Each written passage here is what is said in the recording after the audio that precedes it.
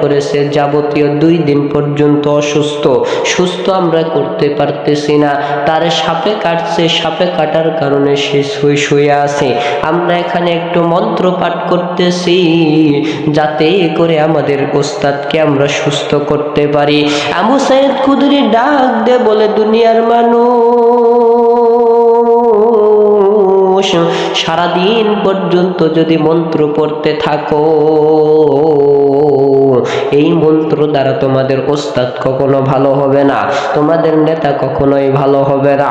তোমাদের নেতাকে যদি ভালো করতে চাও, তাহলে আমি একটা জিনিস জানি, আমি একটা সূরা জানি, কোরআনুল কারীমের ভেতরে আল্লাহ রাব্বুল আলামিন নাজিল করেছে।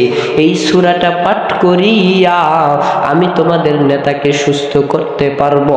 বিনিময়ে আমাদেরকে একটু খাবারের ব্যবস্থা করে দিতে হবে। সমস্ত মানুষেরা খাবার দেওয়াতে অস্বীকার